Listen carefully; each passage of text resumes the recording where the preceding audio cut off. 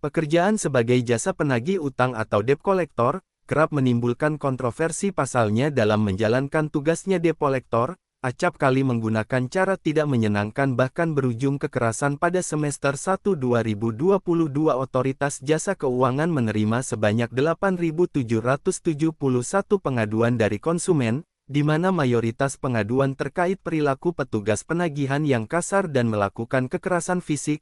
Kalau tahun 2022 yaitu kurang lebih 81.000, kalau 2023 dari Januari sampai Februari ini yaitu sekitar 10 ribuan cukup banyak, sebenarnya ya tapi tentu kita nggak tahu sebenarnya karena kan seringkali kadang-kadang gini juga orang sudah pas udah nggak bayar sudah wan prestasi ketika didatengin ya maunya juga nggak mau menyerahkan gitu. Ya ditarik apalagi ditariknya di depan orang banyak pasti malulah gitu. Aksi premanisme yang dilakukan debt collector saat menjalankan tugasnya, masih terekam jelas di ingatan Tatang. Tak hanya kehilangan mobil yang telah dicicilnya selama 3,5 tahun, kejadian 2 tahun silam tersebut juga menyisakan trauma bagi Tatang. Sangat takut Datang harus berurusan dengan debt collector lantaran telah menunggak cicilan mobil selama 3 bulan. Kala itu kondisi pandemi COVID-19 membuat keuangan Tatang tidak stabil meski sudah mengikuti aturan pihak leasing soal penanggungan cicilan, namun Tatang justru menerima teror dan fitnah dari debt collector,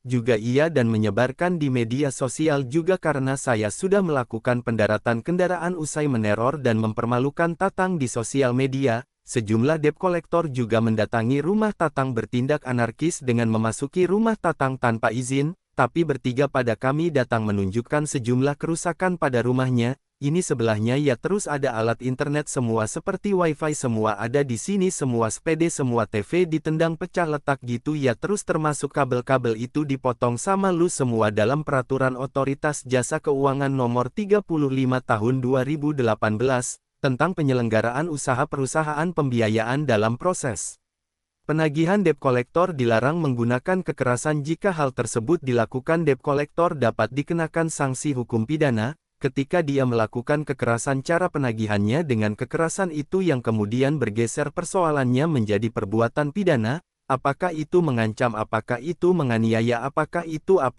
mengambil paksa barang orang umpamanya ya atau mendobrak rumah, itu cara-cara yang seperti itu adalah sudah masuk ke ranah pidana. Semua teror yang diterima Datang berakhir ketika para debt collector berhasil mengambil paksa kendaraan miliknya. Menurut salah satu debt collector yang ditemui tim iNews, kekerasan sengaja digunakan agar target mau membayar utangnya. Itu uang harus kembali, nasabahnya harus bayar. Kalau yang saya jalani selama ini sih paling memberi ya, bahasa orang sih mungkin nggak enak ya.